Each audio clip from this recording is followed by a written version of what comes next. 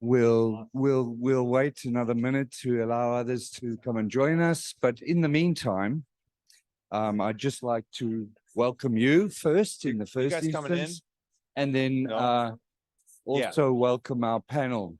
And today's topic will be on accreditation. We'll just wait a minute. Can we get these people to move back maybe? Because we're trying to start the session and you can't even hear us. Yeah, well, we're starting right now. Yeah. Hello, guys. This is beginning here. If you want to come, you are welcome. If not, please go. We are beginning the session. Thank you. Okay. Right.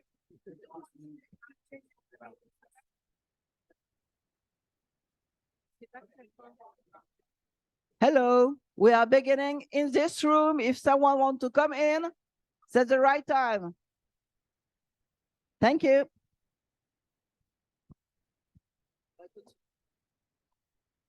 All right, very good. We'll start now. So as I said, the session is about program accreditation, an initiative of the Federation, looking at the process quality of foresight or future studies educational programs. We are joined by a panel. The panel is composed of applicants of accreditation programs and members of our council, not members of all our program accreditation council, but some.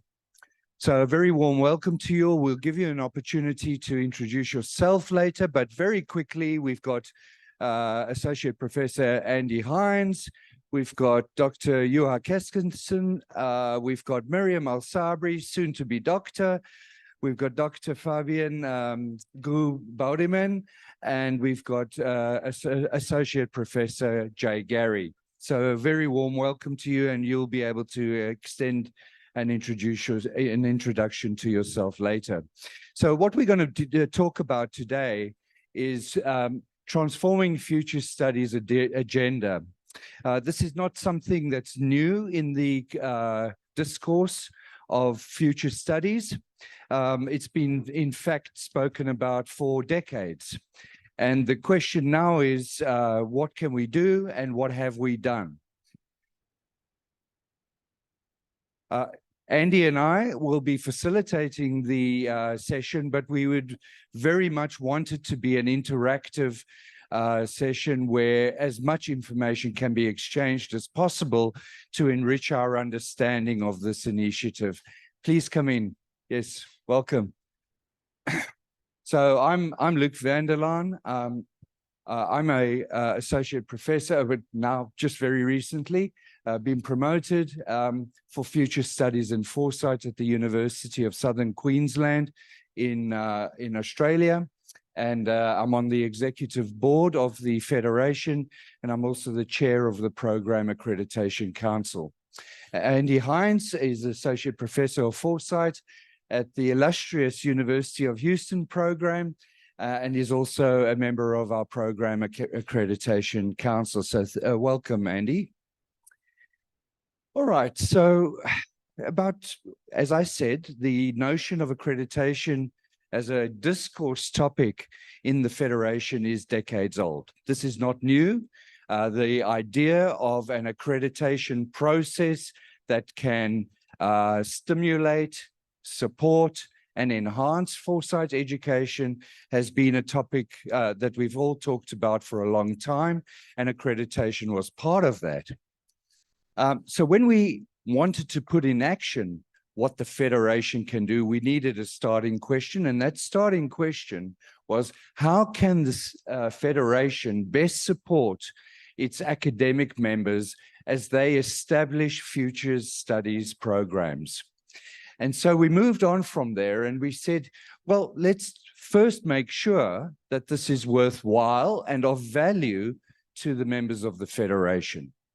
And so very briefly, the reasons why we put into action that dialogue that has been around for a long time is primarily to promote foresight and future studies education in post-secondary education. That's where we wanted to start. We wanted to do something material that can make a difference in promoting the field of future studies globally. Associated with that was a point of departure, which was, let's learn first from the process. So as we engage in accreditation, the primary objective is learning and improving. And clearly, that learning, and we've already experienced that, and our panel will be talking about that already with our applications to date. The diversity of the field has enriched our learning significantly in a very short time. Secondly, we have spoken about the need for increased legitimacy of future studies in the academy. Moving on to a more immediate level, what we wanted to do was emphasize the intellectual and professional value of foresight programs, encourage innovation in curriculum and delivery and content of foresight and future studies programs and training, and assure, and this is an important one, assure the high quality of programs. Some of our philosophies around accreditation include this important notion of being flexible and useful to a broad range of post-secondary educational programs. So this is seen as a reciprocal relationship where we are flexible, supportive, learning in partnership with the applicant. Also, to see it as an opportunity of self-study and improvement and development. And Andy will share later on how we learned through our engagement with the University of Houston. And then lastly, to be transparent, have high levels of good governance, and be an evidence-based program improvement in foresight education. We've got a range of standards. I'm not going to go into those. I'd prefer to engage with the panel and yourselves, but this information is available online, and the pamphlet that was circulated to every single participant of the conference explains a lot of this content for you. Please don't hesitate during the course of the conference to approach any of us if you would like to talk about accreditation. Right, so the panel, and I'm going to ask each to introduce themselves, starting with our co-facilitator, Andy Hines. Hi, Andy Hines from the University of Houston. I'm the associate professor, program coordinator for the last about 10 years after 25 years of professional practice. Juha? Okay, good day, everyone. I'm Juha Kaskinen from Finland Futures Research Center, University of Turku and Turku School of Economics. I'm the director of the FFRC. Hi, my name is Mariam from Dubai Immigration and United Arab Emirates. I'm the head of the Futures sections and already almost graduated from the Southern Queensland University as a doctorate in professional studies, specialized in futures affairs. Hello, Hello, my name is Fabienne Gobodimont. I have been trained as a futurist, which was a little bit early in my generation. And I have taught foresight and innovation. I got the chair in a School of Innovation for 26 years. And good day, my name is Jay Gary. I've been an academic futurist for 20 years, kind of fell into the rabbit hole, taught it from the MBA to the doctoral PhD level. I'm currently an associate professor at Oral Roberts University and a dean, assistant dean of online lifelong learning.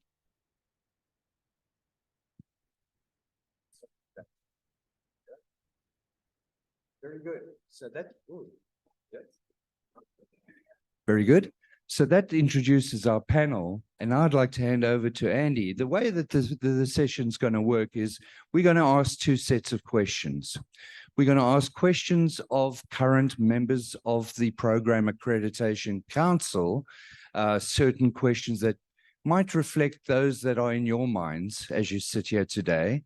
And then once we've done that, we'll shift over to asking questions of applicants as to their experience in the accreditation process and engagement with us. So without further ado, Andy. sure. All right. So I'm going to cheat already because I know we're not going to have enough time. When you introduce yourself and please tell us why you joined the council, could you also mention why you think accreditation is important? So maybe we combine those two things. All right. Goodness, it was 2014. I ended my term of service as a strategic professor of foresight at Regent University. That was just 8 years after we launched a master program and a doctoral concentration in foresight. Why did I end my tenure there? There was not sufficient institutional support to continue the program. Why accreditation? Give a counterbalance to universities that come in and out of the future studies space. Well, considering France, I think that accreditation is really important because most of our futurist academics felt absolutely isolated from the rest of the faculty. And so they definitely need some recognition, and getting this accreditation is something that can help to promote future studies in France. Yeah, and I guess my impetus in driving this process was knowing that the difference that accreditation makes in universities, that feeling of isolation and constantly being up against it due to the broad nature of our field is something that's very real. It's something that the rest of the academy doesn't easily accept.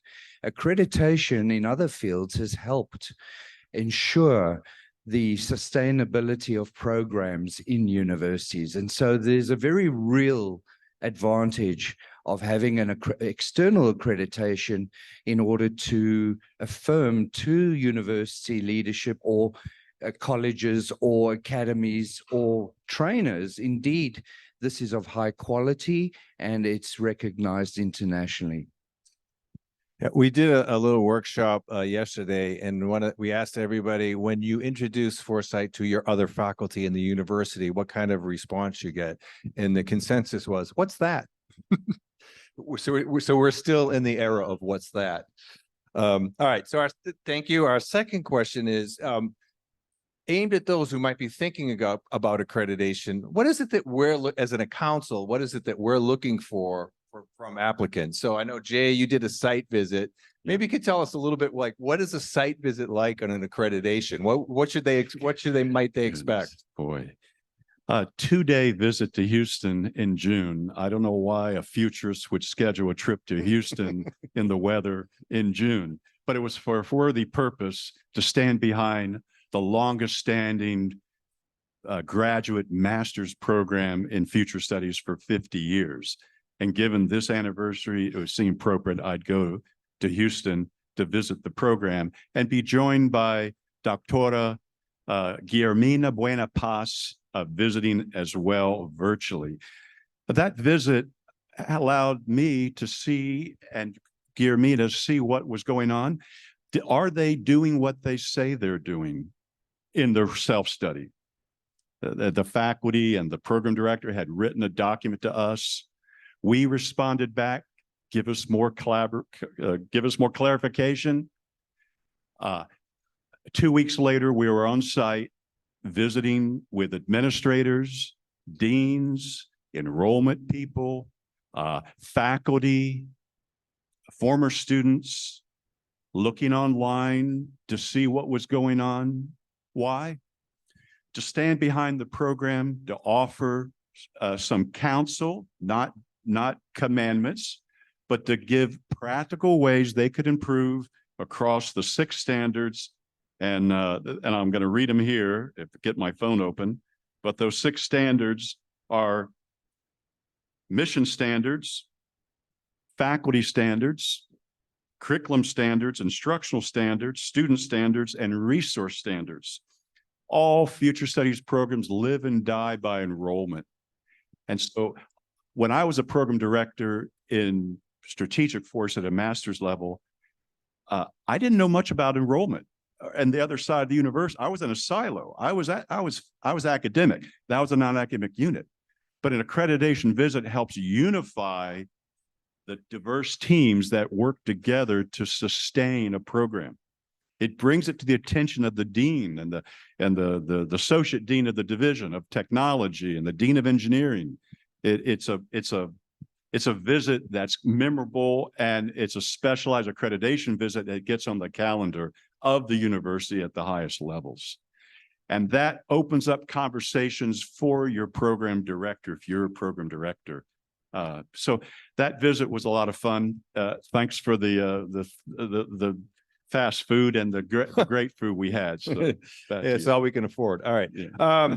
So Fabian and Luke, what advice would you give to prospective applicants in terms of what we're looking for? What, Jay mentioned some of the standards, but what if you had one tip to say, here's the kind of thing that really helps us know that things are going as they should be?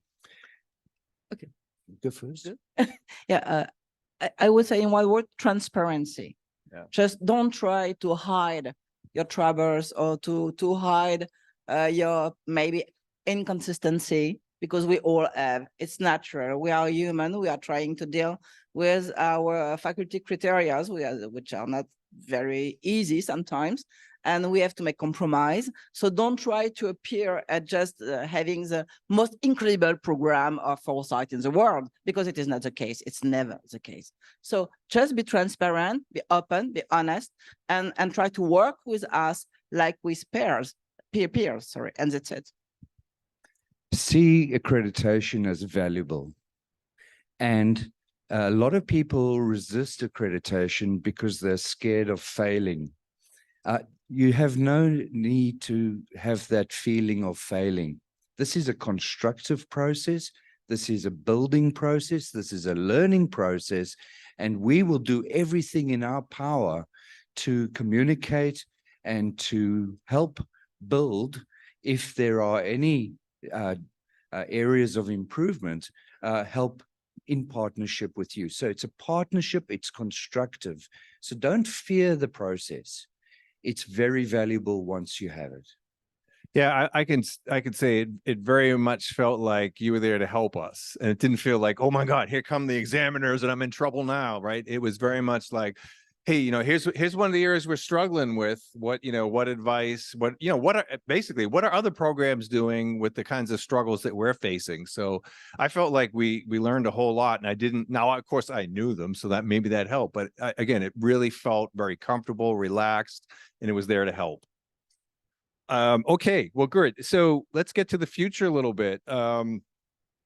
In terms of how do you see our accreditation movement evolving as we move into the next 5 or 10 years? Let me take that. Let me tell you where we're at, and then I'll let Fabian and Luke push the horizons back some.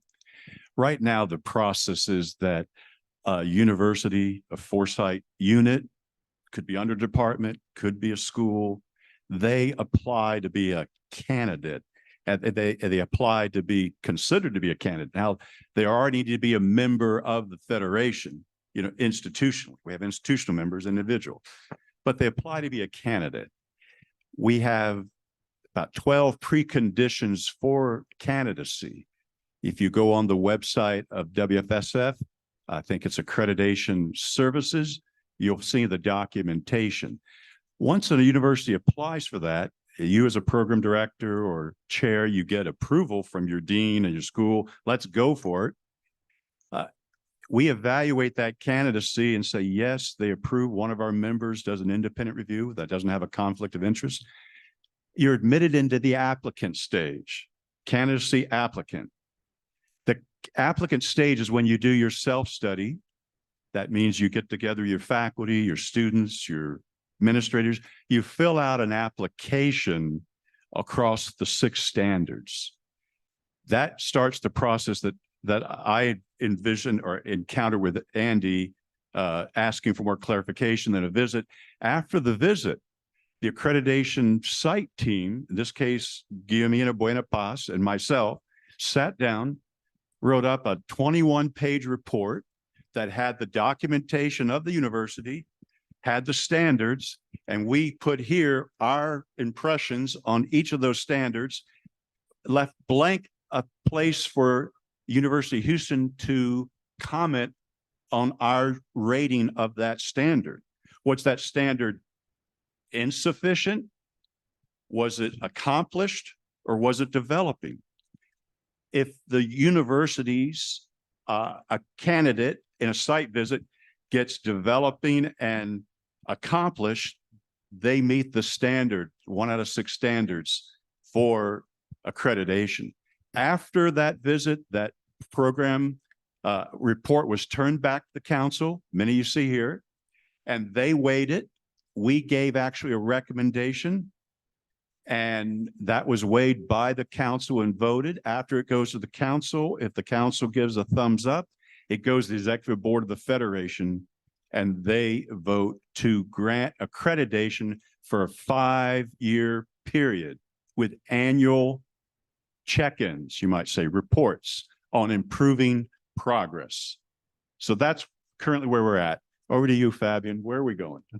Where are you leading us? Because you Well, started this 10, 15 years ago. You were. No. Not at this. Yeah, different I began. idea. Yeah, I began. Anyhow, well, for the future, let me just share a dream.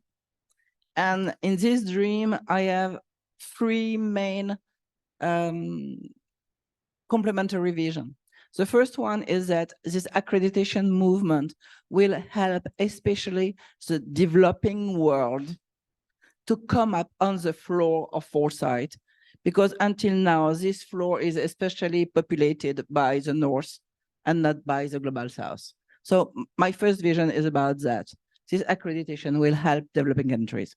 The second one is that we will be flexible enough, as my dear president would say, to incorporate indigenous knowledge of the future.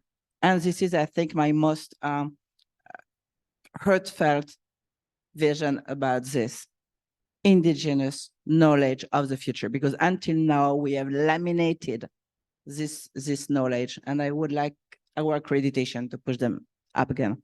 And the last one, which is very personal, because I hope you will all be at 2 o'clock in our session, is about gaming. I think that we are all academics. We are kind of scientists. I mean, we are supposed to have very strict things, but we have to be aware that now young people will not learn in the future as we have learned in our past.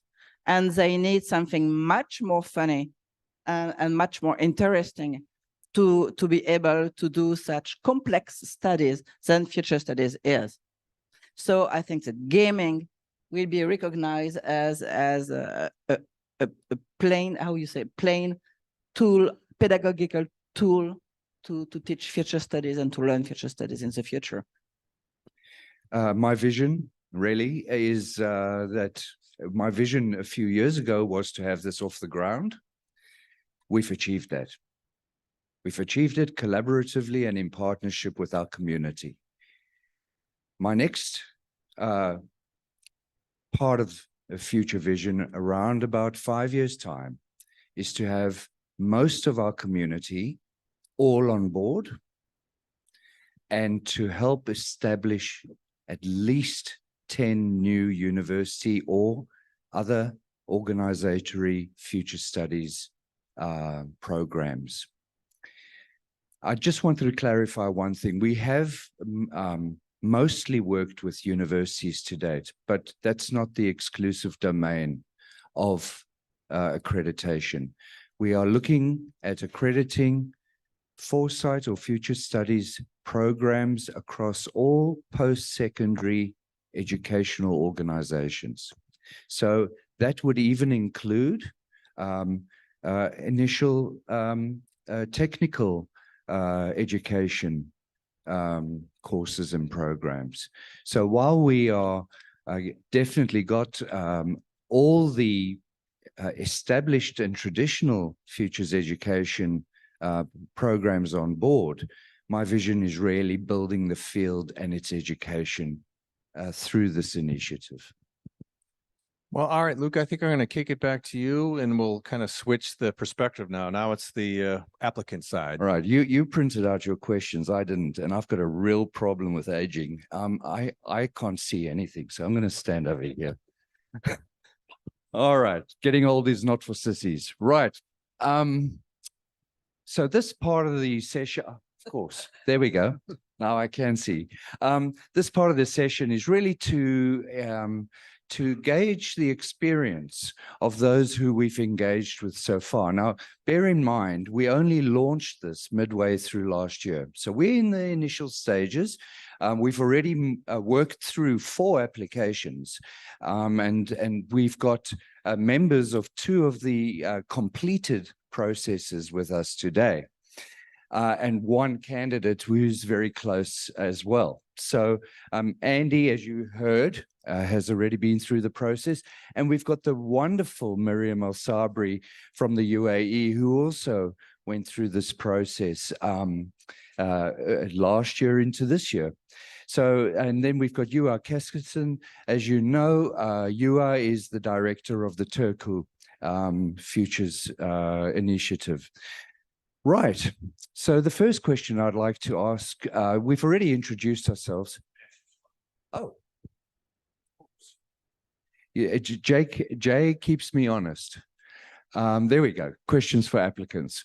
All right. Well, we've already introduced ourselves. So here's the question. What are your responsibilities as a program director or chair to ensure your foresight programs and your students' success in strategic foresight or in future studies, whichever you prefer to call it? Remember the flexibility? And I'll start probably with you, Aya. Let's see if I understand the question. There's, of course, a lot of responsibilities concerning our programs. I think the most important thing is to ensure that the students, after they graduate, actually really knows how to do foresight and futures. So our task is to introduce them to the field, give them the theoretical and methodological tools to deal with futures in different type of contexts in the work life where they go into. I think that's the nutshell what we're aiming to do. That's right. That would be the main focus. But there is also the other direction, which is managing up, right? And there's that responsibility. Miriam, what were your experiences in this as a program director? Not just ensuring that your students, as you have said, have the skills and knowledge, but what responsibilities did you have in regards to your reporting lines? Okay, so basically throughout this experience, our main responsibility was about like making sure that the students who are involved in this program are getting the hands-on skills and the right experience in the futures fields. And by talking about the futures fields, we are talking about the multidimensional fields, like which is all like included within the futures fields. Like for example, we are facing like students that have let's say engineering background, students that have security background, students that have, for example, environmental change backgrounds. We need to make sure that the curriculum which is built in this program is fitting the all multidimensional fields by reviewing, having this very close and opened eye on what is going on in different fields, and we are not like concentrated in one field. This is one of the main responsibilities, that we are making sure the curriculum is very flexible to all type of students in different fields. Yeah, very good. And you presenting this program in partnership with the American University of the Emirates. exactly. And so there's that there's that horizontal responsibility to your partner as well Yes, around exactly. quality, I guess. Yeah, in order like to make sure that the program is fitting all the academic criteria, either for the federation itself and at the local level of the United Arab Emirates. We have such collaboration with the academic sector because Dubai Immigration is considered as a government entity, not educational sector. So such horizontal collaboration have added a great value on the program and making sure that the academic results are there and achievable. Excellent. So, Andy, why did your program, I mean, it's been going for a long time, why did your program decide to become a candidate for accreditation? Yeah, historically, we've been a very small program in the university setting. Our University of Houston's like 60,000 students. It's a big one, right? So our strategy for most of our history was to hide. Like leave us alone, go in the corner, let us do our thing, and we were deliberately trying not to. Now, what's happened in the last 10 years is we've gotten big, and we can't hide anymore. The spotlight's on us, so we really have to confront that question of what's that. And so we have a deliberate strategy now of working within the university, hello, this is the foresight, and really trying to connect and tell people who we are. And to me, accreditation is one of those tools that we have in our toolkit to say, well, what is that? Well, and then, we can say, not only can we explain it, we can say, this is a globally accredited program. So I think that's a huge boost because, the other academics go, well, okay, then I guess that's, like that speaks their language. So I think that's been a tremendous will be a tremendous boon to us. Fantastic. And that's the important thing is we've hidden away pretty much across universities. It's a isolated discipline or field, whichever you want to call it. And so the benefit really is being able to have that conversation with our colleagues, with the academy. That's one benefit. But Yua, what would you say another benefit of being accredited or applying for accreditation would be? Well, I have to explain the context a little bit also. FFRC is part of a faculty that is called Turku School of Economics. Used to be an independent business school, but now it's part of a bigger University of Turku. We have only 20,000 students, but some, the whole university. So in the business school context, accreditation is really important. So that's a practical reason for us also to be why we are applying. But the main thing for our case, I think, was that, okay, we have been around for 30 years. We have been running educational programs since 1998. So it would be totally stupid not to get accredited in a way that all right, we have been around, you get prestige, legitimation, justification for your existence. Luckily, in the Finnish case, the system is that we have quite a good support both from the university and on the national level. And in fact, FFRC is, we have the national special task to develop future studies and foresight in Finland. So in order to do that properly, why not have accreditation for your programs? And we applied accreditation for 5 different type of programs at the same time. Would you expand on that? I think that's an important thing. You've applied for 5 different accreditations with the federation, and they're at all different levels. Would you expand on that and maybe even just say why it's important for each level? Yeah. First is the basic master's program of future studies. We applied for that for our doctoral program. That's the second. Then the thing called Finland Futures Academy that give 25 credits of future studies in 9 Finnish universities. FFRC is the coordinator. Then we have the Futures Guidance Program. And the 5th one is Futures Guidance with an Open University, if I remember them all 5. So, but because we are doing so, all these things, so why not apply for all of them? And within the context of these different levels, clearly, it's an important assurance, not just to the administrators and the quality mechanisms, but also to the students themselves. That's the benefit. They know this is internationally accredited, and there's a sense of, especially in the variable education space right now, there's a sense of assurance. Miriam, Definitely. what do you think would be an additional benefit in your context?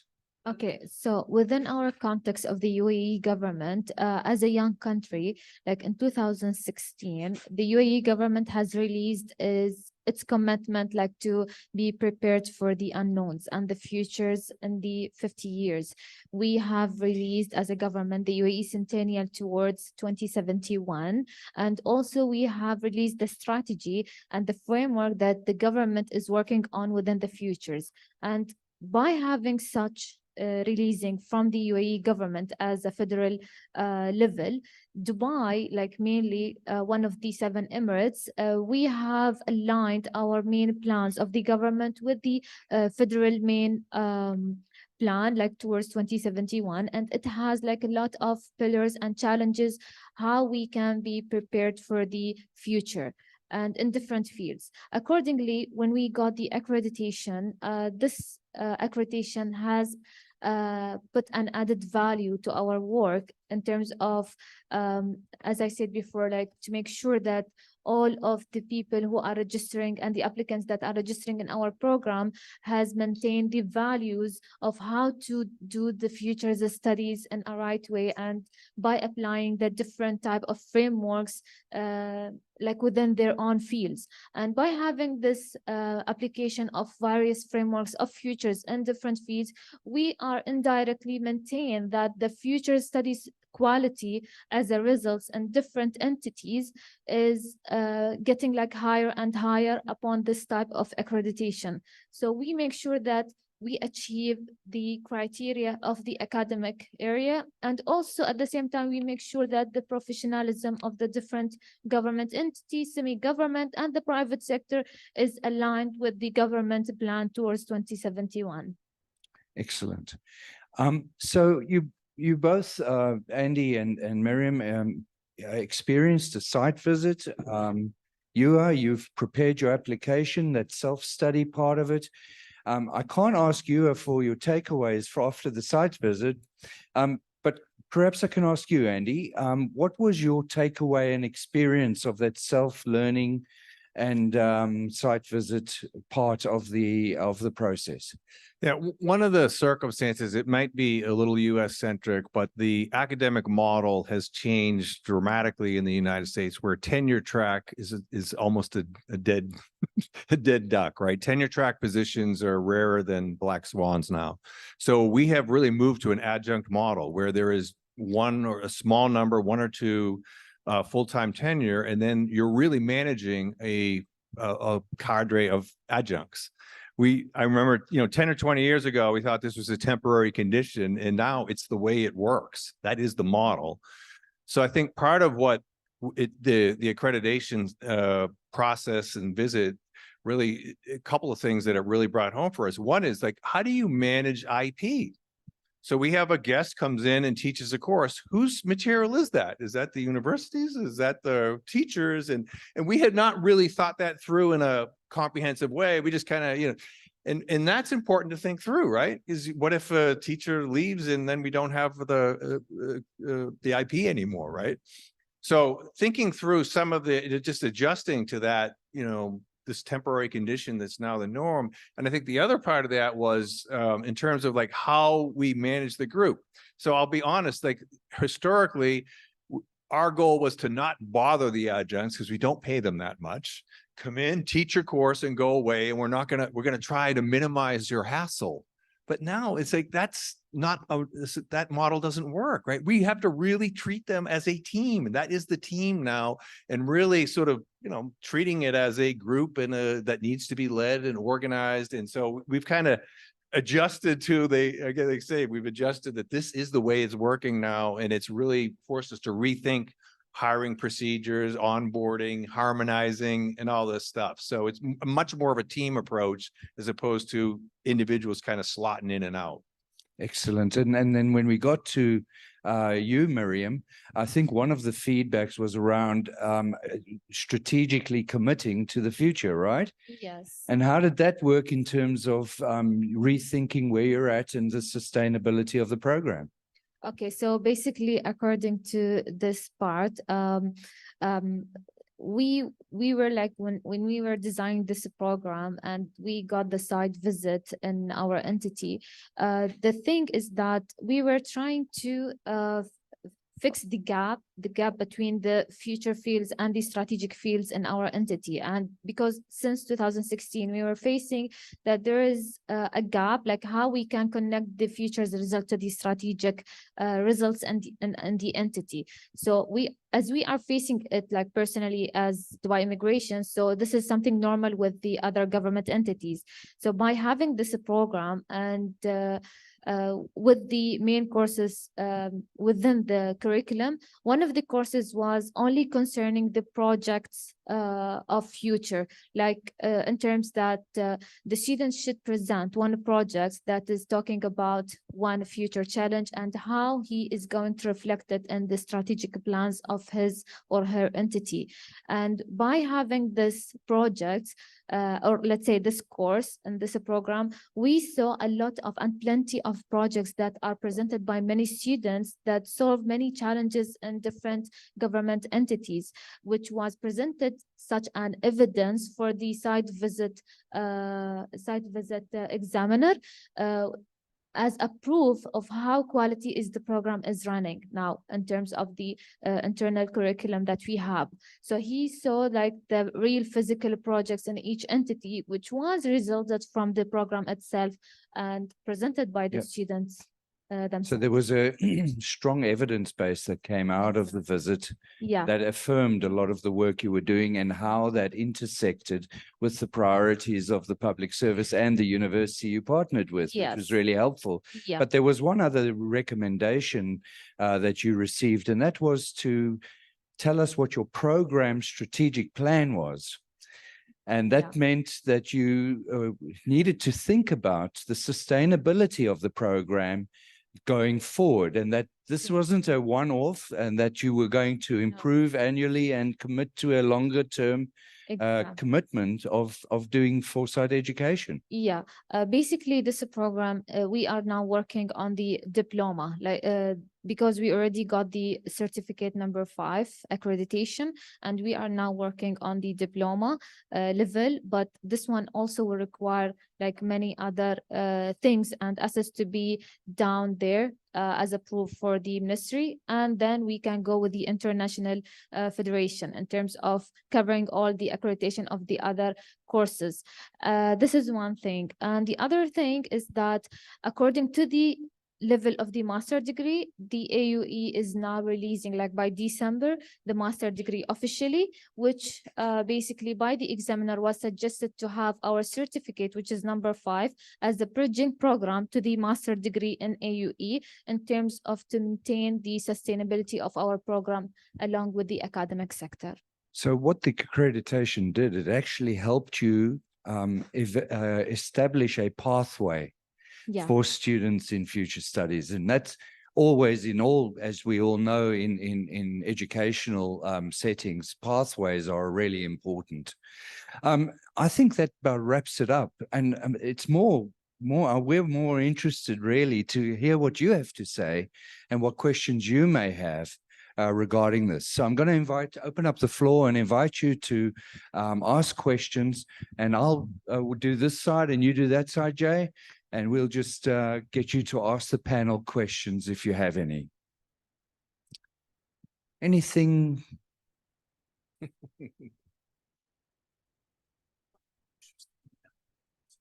I'm Mina McBride, adjunct professor at University of Houston program.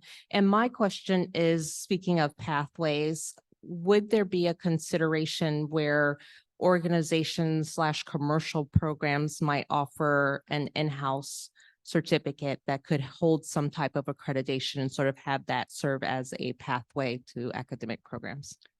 Absolutely. And we had our council meeting yesterday, and that came up again as to well, how do we define which programs we will accredit? Our definition is post-secondary educational programs in any educational organization. So in the case of a commercial enterprise that's doing training, and you would state at which level you would like accreditation, and we would then benchmark that against the accrediting bodies of your state or the national accreditation, and we would then come in at that level and accredit at that level. So yes, it's not just universities. This is foresight in the future studies, education post-secondary.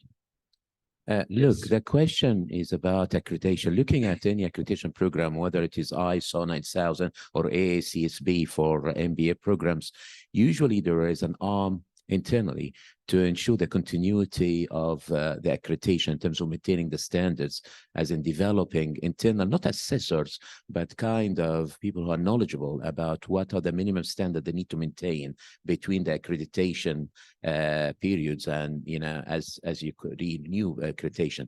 Is this something that you also offer here?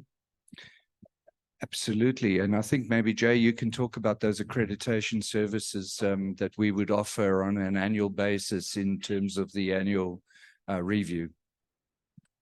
The accredited programs have a responsibility to, I call it a check-in or turn in a review related to their 5-year spectrum of accreditation. Where have they improved? Because if they were marked developing in a standard, what have they done? They don't have to report everything every year, but if they're developing and seeing improvement in faculty engagement or faculty performance or curriculum consolidation, we want to hear it, and we want the other programs to celebrate that. In fact, what this is Foresight education programs learning from Foresight education. This is a peer review process. And that's the importance of reporting in and communicating. It's not a centralized situation. It's programs helping programs. Houston helping Turku, helping GDR, and back and forth, right? That's right. So it's very much based on the academic principle of peer review. The Federation doesn't have a centralized office and administration that you might find elsewhere, but we have lots of capacity. And so every annual review, our panels and our staff would be volunteers would be looking at that as peers. Yes. Yeah, thank you. Tamás Gáspár from Budapest, Hungary. Well, And my question is that the standards of an accreditation process is certainly not standardization of the process. So as you have collected some experience, I wonder about the differences, what you found in terms of the perspectives or focus points of the different programs. I think I'll talk to that, Jay. And yes, you'll recall at the beginning, certain accreditation programs are sort of are standards focused. We're not standards focused. We are learning focused and flexibility inclusive. That's our focus. The accreditation standards are our framework. And so we have experienced the difference between, let's say, the legislative regulatory environment of the UAE and the US and Finland. Each one of these are different. And so we knew that difference between context will exist and levels. So it's vertical and horizontal differences. We knew it would come, but our standards are shaped in such a way to be inclusive. There are obviously some benchmarks as to what is and isn't acceptable, and they're less flexible. But when we start to evaluate and look at our different programs, there is flexibility as a point of departure. And we have experienced the differences. If I can add a quick follow-on to that. So when we first were deciding whether to get accredited, one of the things we're going, are they going to make us change our program to be like the Europeans? No, I'm just kidding on the Europeans. You know what I mean? Like, you know, And we found that well, first of all, that like 80% of what we teach is basically the same thing with different, with different words and different phraseologies and such. But we found that I think the beauty of the founding approach was that there was the flexibility that you can do it your way as long as you're presenting that in a, sort of academically defensible. So that was a big relief to us. And I think if, we felt if there was once you have to teach this class this way, we probably wouldn't have done it. Right? We probably wouldn't have done it. So I think this is a brilliant approach that provided that flexibility. Hello, I'm Tamás Kristóf from another University of Budapest Corvinus. My question would be whether if we don't have a complete program in future studies, but a course within the umbrella of another program, in our case, the program is Innovation Management, where I managed to launch a Technology Foresight course. And would this accreditation help to move this course to another program? No? No, our approach is that we understand that most futures education globally actually is embedded in existing programs. There's more of that internationally than there are of dedicated future studies programs. So that recognition accommodates the fact that you could have, let's say, in a Masters of Innovation, you could have a 25% load or a 10% load of dedicated future studies core, right? And when Andy's quite right here, the different approaches internationally, there is diversity. We have a European tradition and we have a Houston tradition and we have a Tumkung tradition and etc. But what's really fascinating is actually at the very core, the core's the same. They all deliver that basic future studies core. And that's the benchmark, right? So if you're delivering the future studies core as part of a broader degree, you can approach us and say, can you accredit these courses? Yes.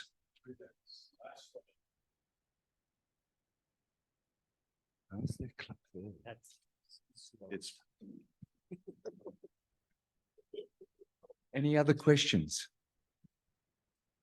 So if we are an institution in process of preparation here, what sort of guidance, before we get there, what sort of guidance, like best practices, as an example, where we can pick this information from in order to ensure that we are on the right path? The accreditation services of the Federation is not limited to accreditation. We include, and we're going to make an announcement. We've had wonderful conversations with our Francophone partners. We include promoting quality future studies, and such will, as an example, we're going to partner with a French institution to offer, under the Program Accreditation Council, PhD research and give prizes for that. That's one. But straight to your question, Wade, we have an accreditation service which says, hey, are you an aspiring candidate? We can provide a service of advisory service for you to get to the point of developing the program and eventually applying for accreditation. And that's also part of the Federation's accreditation services. So it's not just accreditation. It's a range of services. Go have a look on the website and they are there. I think we will be rejigging the website to make it clearer, but that would be my response. Okay, so that clock slow, it's saying 11:50. Mine's saying 11:56. I think we've got some opportunity.